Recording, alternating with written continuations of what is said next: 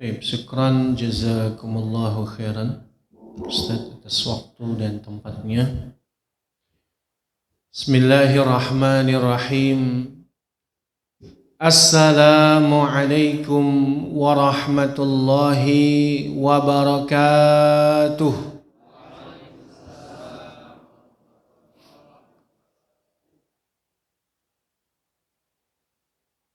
Alhamdulillahi rabbil alamin. والعاقبة للمتقين ولا عدوان إلا على الظالمين والصلاة والسلام على أشرف الأنبياء والمرسلين نبينا محمد صلى الله عليه وسلم وعلى آله وأصحابه أجمعين ومن taba'ahum bi ihsanin ila yaumiddin amma ba'd. Qala Allah subhanahu wa ta'ala a'udzu billahi minasy syaithanir rajim ya ayyuhalladzina amanu taqullaha haqqa tuqatih wa la tamutunna illa wa antum muslimun. فقال النبي صلى الله عليه وسلم اتق الله حيثما كنت وأتبع السيئات الحسنات تمحوها وخالق الناس بخلق حسن. Pada yang kami hormati al-asatidzah wal ustadzat, para tokoh masyarakat, Ketua DKM Masjid Miftahul Iman dan seluruh jajaran pengurusnya, Pak Haji, Bu Hajah, Bapak-bapak, Ibu-ibu yang tidak bisa kami sebutkan satu persatu, dan saudara-saudaraku, semoga Allah subhanahu wa ta'ala merahmati kita semua. Amin. Allahumma amin. Alhamdulillah, pada kesempatan kali ini kita bersyukur kepada Allah diberikan kesempatan demi kesempatan. Nikmat yang paling sering dilalaikan oleh manusia itu adalah nikmat sehat dan waktu luang. Nikmat sehat dan umur seringkali dilalaikan. Hari berganti hari, bulan berganti bulan, tahun berganti tahun. Dari Muharram kemudian ke Muharram yang lain. Di satu sisi kita sebagai manusia memang tidak pernah lepas daripada satuan waktu. Sebagaimana perkataan Imam Hasan Al-Basri, ya ibna Adam, innaka anta ayyam. Idza madha yaumuka madha ba'duk.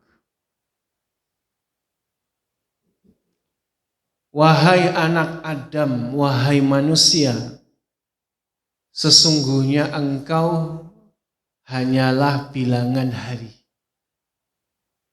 Jika berlalu satu hari, berlalu pula lah dari dirimu. Umur laksana seperti es batu yang akan terus mencair. Mau kita gunakan untuk kebaikan, umur itu mencair, habis. Mau kita gunakan untuk kemaksiatan, umur juga bakalan habis. Atau kita berleha-leha, bermalas-malasan, umur juga bakal mencair seperti es batu.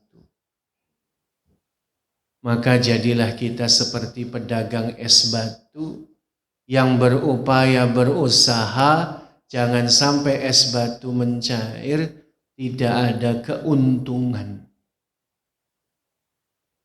Maka itulah orang yang jual es batu suka berteriak, belilah dagangan saya, karena modalnya selalu bakalan habis.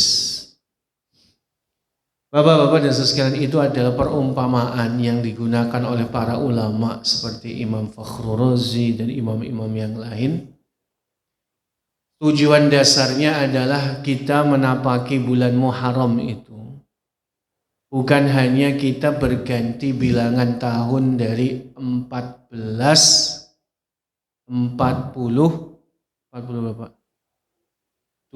Hijriah ke 1448 Hijriah.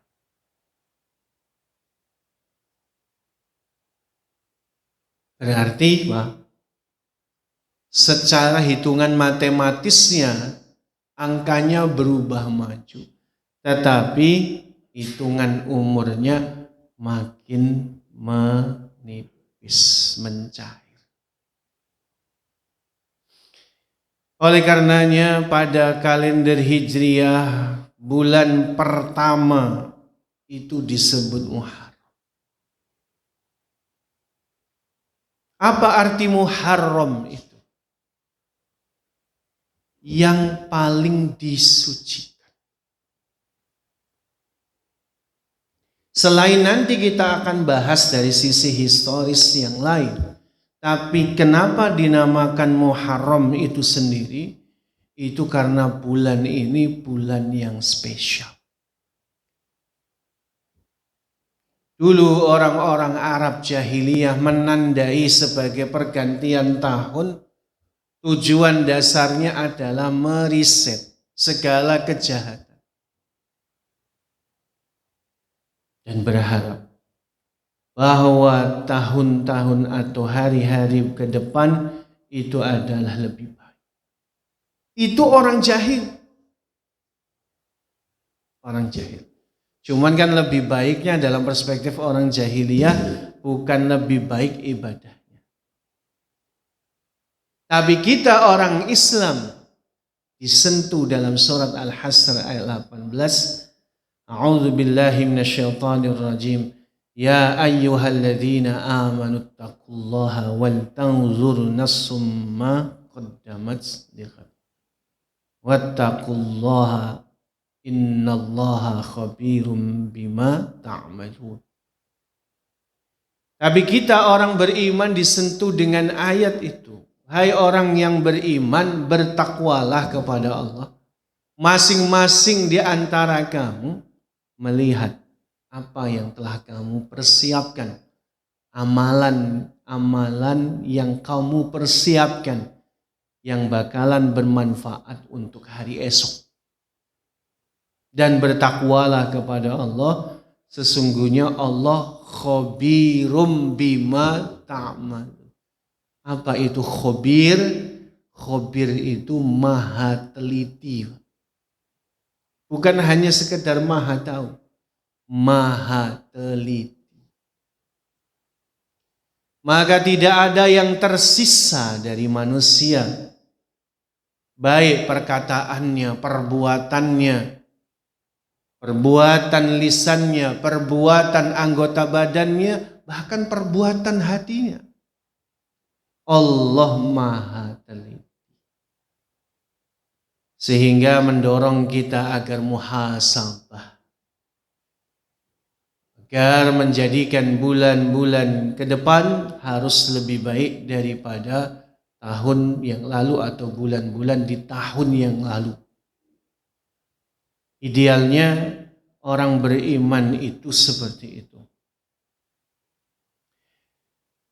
Kemudian Allah Ta'ala berfirman di dalam surah At-Taubah di ayat 36.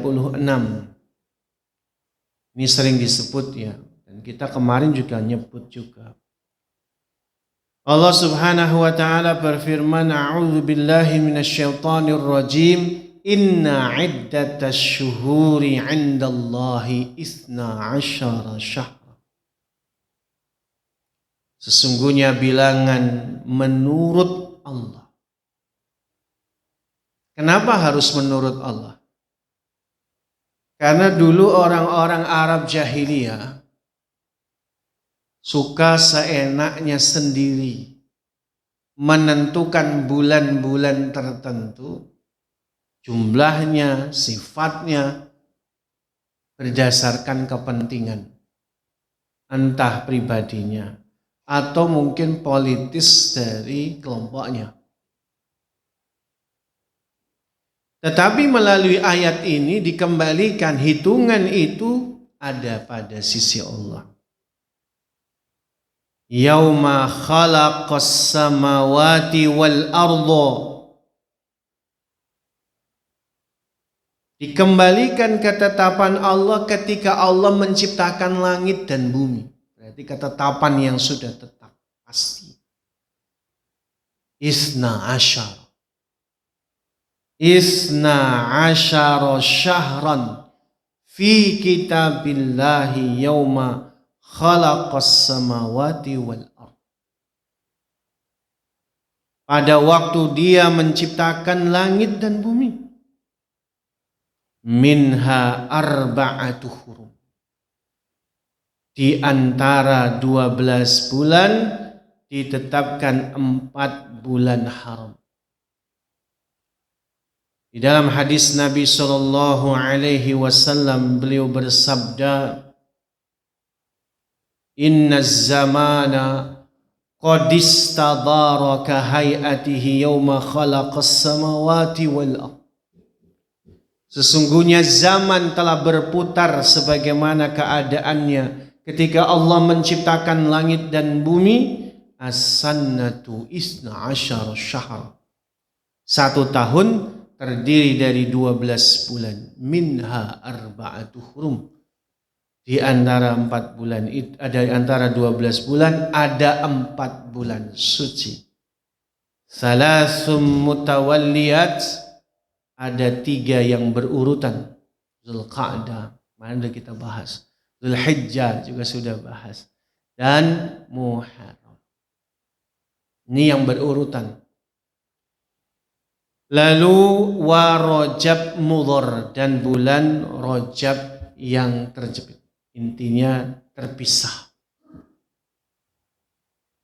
Yang kata Imam Ibnu Katsir, la tazlimu fihinna anfusakum fi hadhil ashhuril muharramah. Bulan suci maknanya adalah bulan yang harus kita sucikan agar tidak ada kezaliman di dalam bulan tersebut. Karena perbuatan zalim pada bulan itu asyaddu itsma. Maka bulan itu, kalau bulan haram itu dilanggar, ada perbuatan dosa, dosanya dilipat gandakan, Pak. Jadi kemaksiatan yang dilakukan di bulan-bulan haram itu dosanya dilipat gandakan. Hatta sampai pertikaian, Pak. Makanya di bulan Muharram ini, kemarin kita sudah mulai ngerem di bulan Zulqa'dah, Zulhijjah, lanjutkan di bulan Muharram. Dulu orang-orang Arab tercatat sebelum menamakan dengan Muharram itu disebut dengan Safar Awal. Jadi kalau dulu hitungannya nama-nama bulan Qamariyah itu yang digunakan oleh orang Arab itu Safar Awal, Safar Sani. Kita lebih kenal Safar Akhir.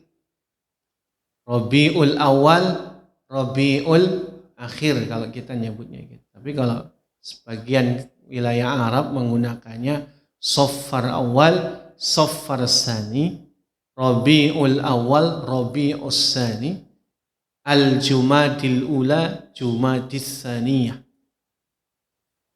Selalu nama-namanya itu dikaitkan dengan musim-musim yang ada di Jaziratul Arabiyah. Kata sofar artinya sifr. Sifr itu apa, Pak? Kosong. Tadi meriset. Jadi mengosongkan. Bila ada pertikaian, kosongkan. Bila ada perselisihan, kosongkan. Kalau ada orang yang kemudian berbuat maksiat, kosongkan, nolkan. Nah, itu kalimatnya. Lalu dinamakan dengan Muharram. Ini tidak lain adalah Allah menjadikannya bulan yang spesial. Saya baca ya, kalau kita bicara literasi sejarah, bagaimana dahulu kalender Hijriah itu diberlakukan pertama kali. Itu ada di zaman kekhilafahan Umar bin Khattab. Kita pahami bahwa kepemimpinan seorang Khalifah Umar ibn Khattab itu termasuk revolusioner. Banyak sekali perkara-perkara yang dibuat, kebijakan-kebijakan yang revolusioner, yang itu menjadi titik balik dalam Islam. Islam di zaman beliau itu sudah hampir sepertiga dunia dikuasai, Pak. Menguasai dunia hampir sepertiga. Di zaman itu. Sebuah kekuatan yang jauh lebih besar karena Persia runtuh. Romawi runtuh. Padahal itu dua negara atau dua kerajaan adidaya di masanya. Tapi runtuh di zamannya Umar bin Khattab. Seluruhnya, teman. Intinya kemudian Islam yang punya kekuatan yang besar itu, tapi penanggalannya masih sangat minim. Bayangin aja, Pak, untuk persoalan administrasi, tanggalan itu mengikuti antara Samsiyah, Qamariyah. Mau milih yang mana? Penanggalan jahiliyah tidak mengenal tahun. Makanya yang kita kenal di dalam sejarah Islam, Nabi itu kapan, Pak, lahir? Senin 12 Rabiul Awal, tahunnya gajah. Nah itu. Yang diingat oleh orang Arab bukan bilangan tahun, tapi peristiwa besar di tahun itu. Tahun gajah itu bukan sebagaimana orang-orang Tionghoa terkait dengan sio macan, sio naga. Nah ini sionya gajah. Bukan. Gajah ini peristiwa yang nanti juga memang menjadi titik balik lagi itu. Karena apa? Karena peristiwa pasukan gajah menyerang Ka'bah Baitullah, lalu Allah selamatkan itu di bulan Muharram. 2 bulan sebelum Nabi Muhammad SAW dilahirkan. Jadi memang momentum Allah menjadikan spesial bulan Muharram itu banyak. Makanya di sini kata Nabi SAW dari Abu Hurairah radhiyallahu anhu, hadis ini riwayatnya Imam Muslim, afdhalus siyami ba'da ramadhani atau ramadhana syahrullahil muharram. Sebaik-baik puasa setelah puasa bulan Ramadan itu puasa di bulannya Allah. Apa itu bulannya Allah? Bulan Muharram. Qala Nawawi, berkata Imam Nawawi rahimahullah di dalam Syarah Sahih Muslim, idafatuhu ilallahi ta'ala idafatu tasyrif wa ta'zim. Jadi penyematan, penyandaran bulan Muharram disebut bulannya Allah, itu maknanya bentuk pemuliaan dan pengagungan. Kita kenal Ka'bah itu sesuatu yang agung, sakral bagi umat Islam. Kenapa Ka'bah tiap saat kita kemudian tawaf secara spiritual? Karena Allah perintahkan dan Allah mengatakan watahhir baiti, dan sucikanlah rumahku. Di antara miliaran rumah yang berdiri di atas permukaan bumi, cuma satu yang diidofahkan, disandarkan kepada Allah, yaitu Baitullah, Ka'bah di kota Makkah. Maka bulan-bulan yang 12 bulan itu hanya 1 bulan yang disebutkan syahrullah, bulannya Allah. Itu kata Imam Nawawi sebagai bentuk pemuliaan dan pengagungan ini secara spiritual. Makanya bagi orang beriman, sikapnya bagaimana ketika Allah menjadikan bulan itu spesial? Orang beriman juga harus menjadikan bulan Muharram bulan yang spesial. Kenapa? Karena bentuk tuntutan kita beriman kepada Allah, memuliakan, mengagungkan, mencintai apa-apa yang Allah agungkan, apa yang Allah cintai. Makanya meletakkan hati kita di bulan Muharram secara benar adalah jangan sampai acuh tak acuh. Jadikan itu sebagai momentum khusus untuk memperbaiki diri. Makanya dalam hadis di atas Rasul menyebutkan sebaik-baik puasa setelah Ramadan berpuasa di bulan Muharram. Hada tasrihum bi anna al-Muharram afdalus syuhuri lisyam.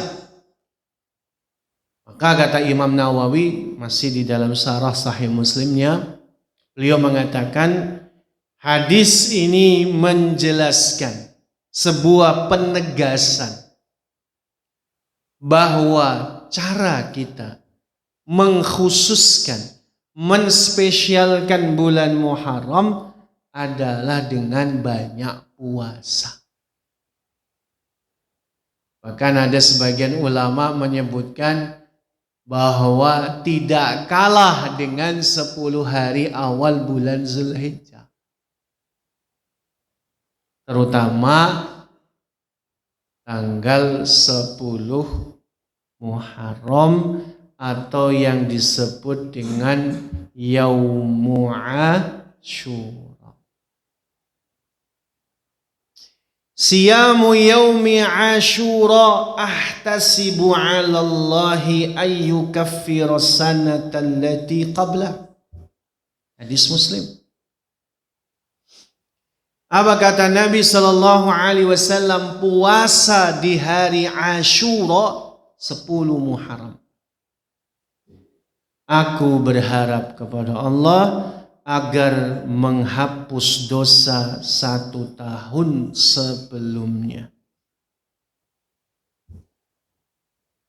Ternyata dalam lintasan sejarah orang-orang Quraisy pun puasa hari Ashura.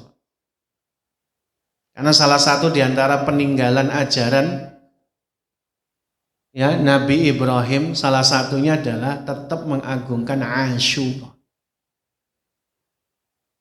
Jadi sebelum Ramadan itu ditetapkan sebagai bulan wajib puasa, maka Rasulullah mewajibkan puasa Ashura bagi umatnya atau sahabatnya.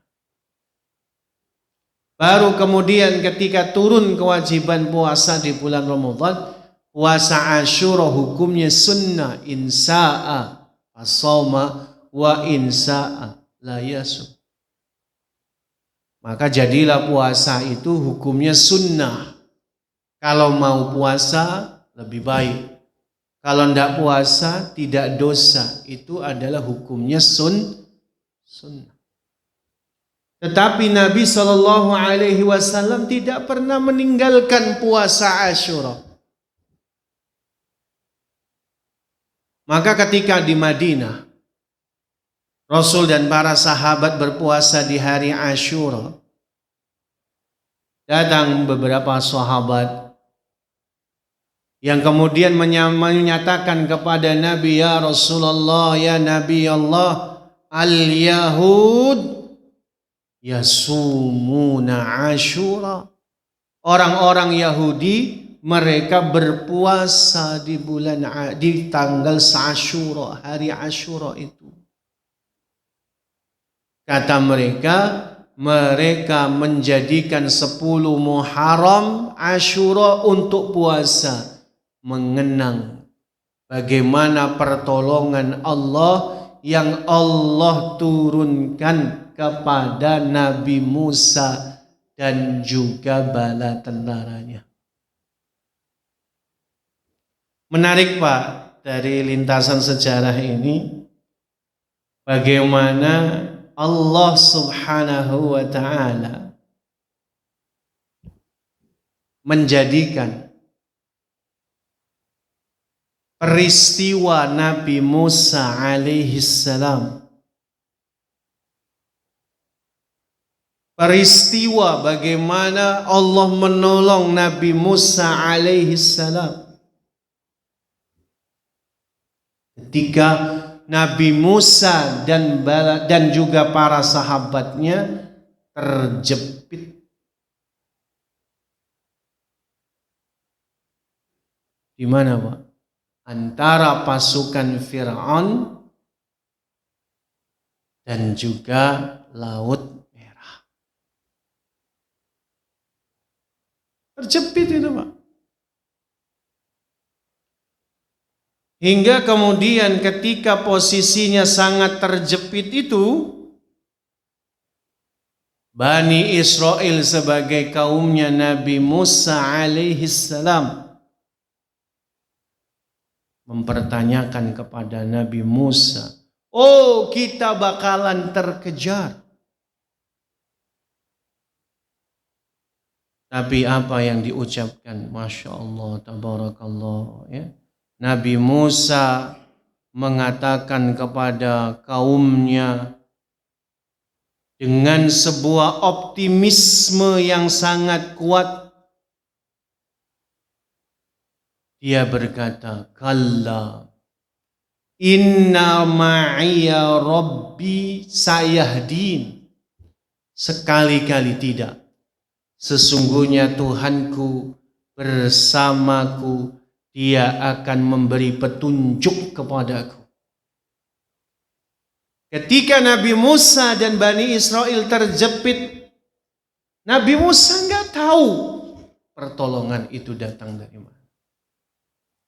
Sampai kemudian Allah berfirman, fa'auhayna ila Musa anidrib bi'asaka al-bahra fanfalaq.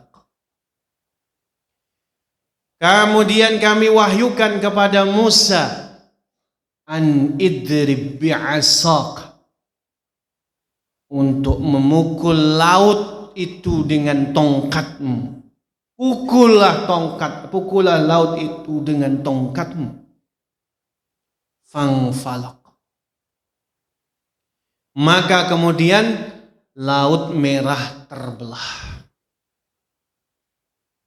Apa yang terjadi? Sebagaimana yang kita ketahui, Nabi Musa dan Bani Israel lari lewat celah di antara Laut Merah. Dikejar Fir'aun dan bala tentaranya.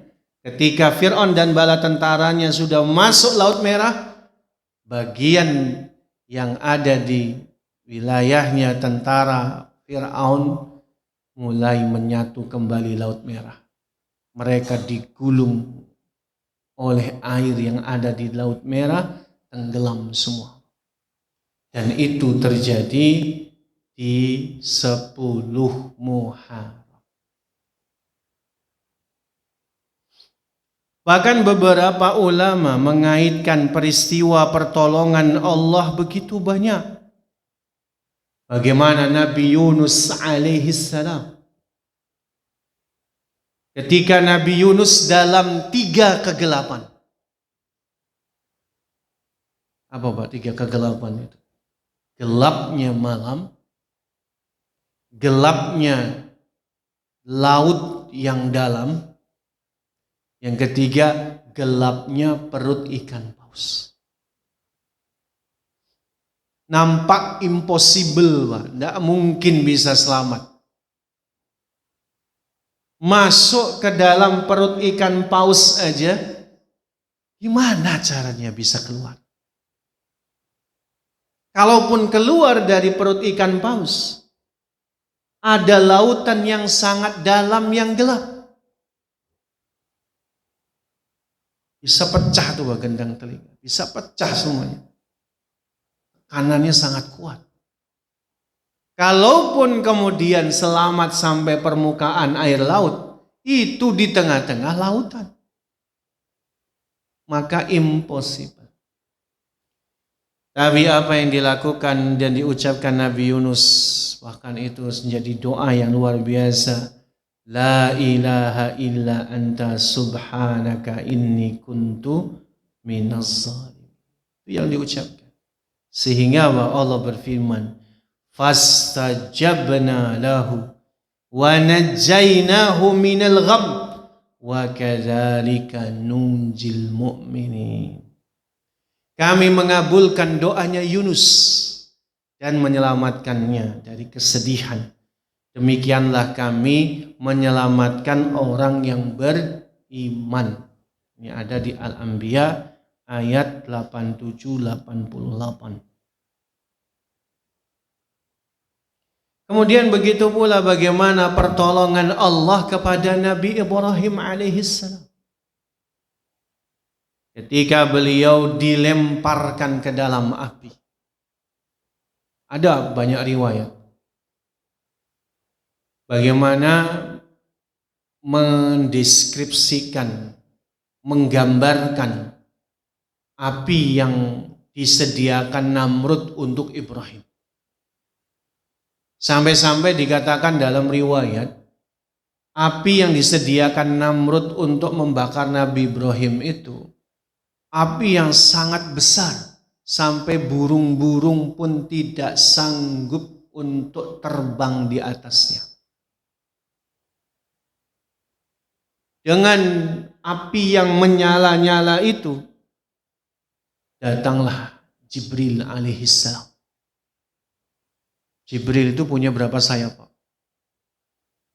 Jibril alaihissalam itu punya 600 sayap.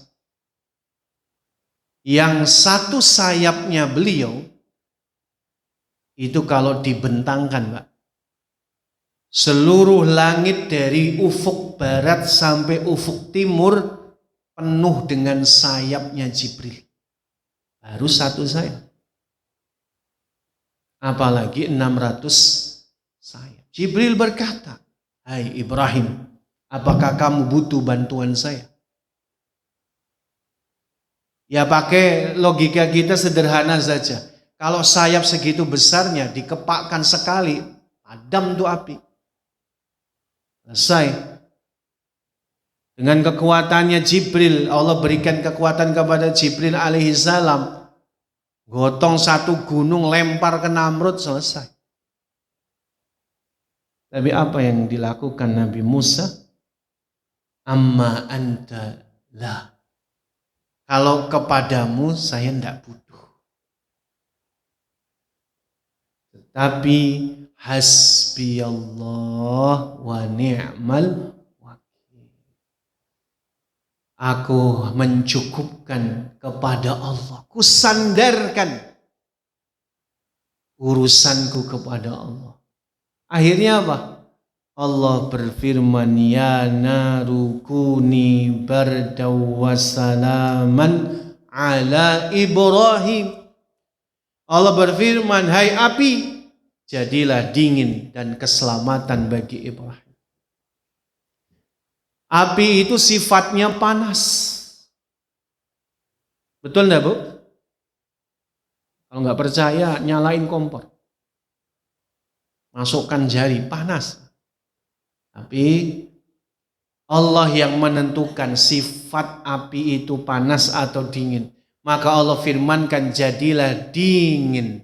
Cukup dingin? Enggak. Bardaw wassalam. Bahkan ada api neraka yang apinya sangat dingin kan. Itu pun juga menyakitkan. Makanya kata Imam Ibnu Abbas, lau lam yakulillahu salaman la adorrul bardu Ibrahim. Kalau sekiranya Allah tidak berfirman api untuk supaya selamat bagi Ibrahim, maka dinginnya api tetap mencelakai Ibrahim. Berarti apa, Pak? Kehendak Allah. Dan cukup banyak ya Nabi Nuh alaihissalam. Ini literasi yang memang secara validasi riwayat yang memang tidak ada perselisihan hanyalah kisah Nabi Musa alaihissalam. Tapi ada satu perkataan dari seorang Ali bin Abi Thalib. Di dalam kitab Madarijus Salikin itu beliau mengucapkan suatu kalimat yang sangat menarik, Pak. Menarik sekali. Kenapa menarik? Karena kalimatnya nggak biasa. Ini pelajaran dari kisah-kisah yang kita sebutkan di atas. Apa kata Ali bin Abi Thalib, Pak? Ini bagus nih. Beliau mengatakan, lau kushifal ghita. Lau kushifal ghita. Mazdadtu yaqina. Saya artikan, Pak. Kata seorang Sayyidina Ali, kalimatnya luar biasa. Kata beliau apa? Lau kusifal ghita. Kalau sekiranya tabir itu disingkap. Mazdadtu yaqinan. Itu tidak menambahkan kepadaku keyakinan.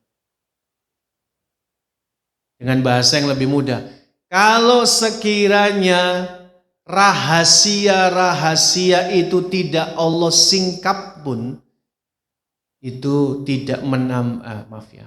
Kalau sekiranya rahasia tabir itu disingkap sekalipun, tidak menambah imanku. Apa, Pak? Kalimatnya salah apa benar? Benar lah perkataan Ali, Sayyidina Ali. Apa maksudnya, Pak? Ini pelajaran dari sekian peristiwa tadi itu. Kenapa Nabi Musa segitu yakinnya? Kenapa Nabi Ibrahim segitu yakinnya? Kenapa bahkan sampai Yunus segitu yakinnya? Karena mereka sudah yakin sempurna kepada Allah. Mereka yakin dengan semua janji-janji Allah. Maka sebagaimana perkataan Sayyidina Ali tadi, kalau sekiranya tabir rahasia disingkap, tidak menambah imanku. Kenapa? Imanku sudah sempurna walaupun tidak melihat tabir rahasia di masa depan. Walaupun tidak disingkap surga dan neraka di pelupuk mata. Walaupun tidak disingkap bagaimana masa depan nanti di akhirat. Imanku tetap sempurna. Ini bentuk keimanan yang sempurna, tawakal kepada Allah yang sempurna. Pelajarannya kadang-kadang kita atau bahkan seringkali kita manusia ini karena kurang yakin dengan janji-janji Allah. Kurang sabar dengan semua apa yang Allah Subhanahu wa ta'ala tetapkan itu. Seringkali membuat kita tidak bersegera melakukan kebaikan? Apa menunggu surga neraka Allah perlihatkan di pelupuk mata kita, lalu membuat kita tergerak sholat tahajud misalnya? Apa nunggu surga dan neraka kita lihat secara kasyaf, melihat langsung tiap hari, baru kita mau sedekah? Itu sindiran, Pak. Itu pernyataan retoris tuh. Adapun orang-orang beriman, walaupun surga neraka dia belum lihat, dia yakin kepada Allah ada surga dan neraka. Walaupun dia belum melihat bagaimana pertolongan Allah itu tiba, tapi dia yakin Allah kasih pertolongan. Gak mungkin Allah gak kasih pertolongan. Nah itu Pak, keyakinan yang dimaksud dalam perkataan Imam Ali tadi, Sayyidina Ali bin Abi Thalib. Saya mau nanya sama Bapak Ibu. Bapak Ibu yakin gak bentar lagi ini mau terbit matahari? Yakin kan? Bapak Ibu di dalam masjid gak ngeliat loh. Tapi Bapak Ibu yakin gak? Yakin terbit matahari. Walaupun Bapak Ibu tidak melihat, itu keyakinan sempurna. Jadi gak perlu Bapak Ibu buktikan, saya keluar dulu Pak Ustadz. Sederhana tuh Pak. Makanya bagi orang-orang yang beriman, tidak perlu melihat langsung tuh besok kiamat baru sungguh-sungguh. Tidak perlu dia melihat bagaimana surga neraka itu di pelupuk matanya, tidak perlu. Cukup Quran, hadis, ayat Allah, sabda Nabi yang sudah menceritakan, saya yakin dengan sempurna. Iman saya sudah sempurna dengan konteks itu. Makanya Bapak Ibu sekalian yang dirahmati Allah, tidak ada yang lain bagi kita. Mari terutama Asyura kita puasa ya, dengan sebaik-baiknya puasa.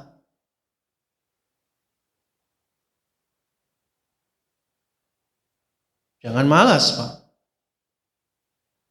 Bahkan Nabi SAW sendiri saking bersemangatnya puasa Asyura itu, ketika datang sahabat tadi mengatakan orang-orang Yahudi juga puasa hari Asyura, maka beliau mengatakan la imbaqitu ila qabilin la asumannat tasi'.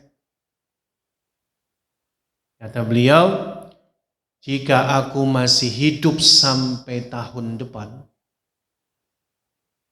maka aku akan berpuasa pada hari Tasu'a, itu adalah tanggal 9 Muharram.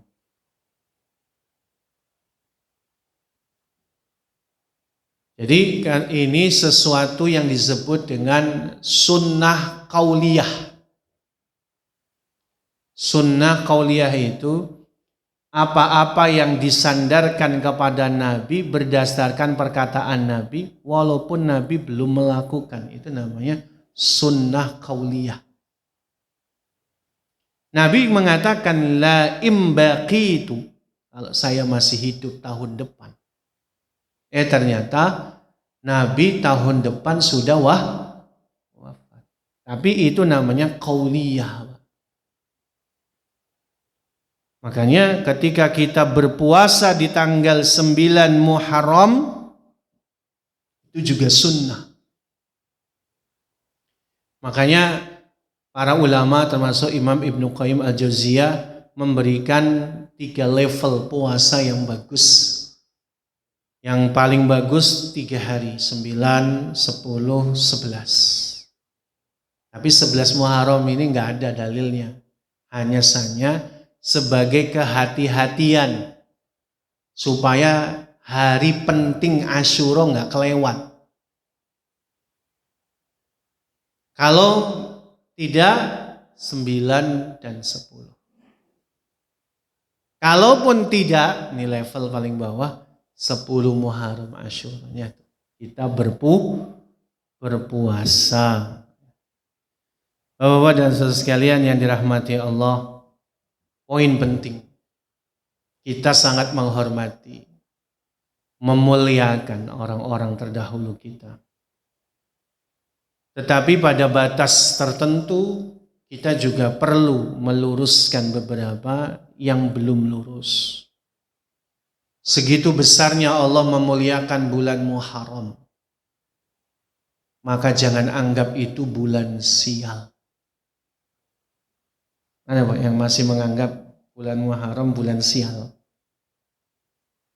Karena dalam mitologi Jawa, Muharram atau disebut Suro, disebutnya bulan sial, bulan membawa kesialan. Makanya dari sisi apa Pak? Sisi apa nih? Amplop kita aman bulan ini Pak. Gak ada hajatan. Nabi bersabda, la adwa wala tiarah. Tidak ada itu namanya penyakit menular. Tidak ada sesuatu yang membawa sial. Gak ada. Jangan kita meyakini kesialan. Tapi faktanya iya. Kalaupun itu terjadi, apa kata Nabi? Ana inda dhanni abdi bi. Allah berfirman, saya tergantung persangkaan hamba saya. Itu Allah. Ketika dia meyakini bulan Muharram bulan sial, ya sial beneran ini. Ini kita bicara terkait dengan Islam. Bulan Muharram itu bulan pertolongan Allah. Tadi kisah Nabi Musa, Nabi Ibrahim. Jangan bilang kita ini bulan sial. Jangan. Keyakinan kita terkait hal itu membuat ya benar-benar sial. Bapak sekalian yang terakhir, pada kesempatan kali ini saya mengajak kepada bapak-bapak dan ibu sekalian, jadikanlah bulan ini bulan tarbiyah. Ajarkan kepada anak-anak kita amanah terhadap waktu. Disiplin, Pak. Kekurangan orang Indonesia nih Pak, disiplin. Urusan waktu itu ya Allah. Undangan jam 7, datangnya jam 8. Maka kadang-kadang panitia itu karena acaranya jam 8, undangannya jam 7. Maka saya sering kalau diundang kajian Pak, saya tanya, ini mulainya jam berapa? Karena beberapa kesempatan undangan jam 7, saya datang jam 7 kurang, lah ini gak ada orang. Kalau dalam istilah Arabnya, ya, al-ustadzu yantadhirut talamiz. Ustadznya nunggu muridnya. Jadi satu baru datang. Ajarkan. Disiplin amanah terhadap waktu itu. Supaya apa? Tidak menyia-nyiakan waktu. Mari kita tinggalkan dosa-dosa apapun itu, karena pasti lebih berat daripada dosa di bulan yang lain. Terakhir yang paling penting adalah kita harus yakin dengan semua janji-janji Allah Subhanahu wa taala, karena keyakinan ini berpengaruh pada amal kita. Karena orang-orang yang tidak yakin dengan janji Allah biasanya malas-malasan. Makanya sentuhan amal itu sering dikaitkan dengan keyakinan. Orang yang yakin maka dia akan bersemangat. Wallahu a'lam bishawab. Demikian yang bisa kami haturkan. Mohon maaf kalau ada perkataan yang kurang berkenan. Waktu dan tempat kami kembalikan ke Ustaz Nasrul. Assalamualaikum. Oh nanya Pak. Gimana?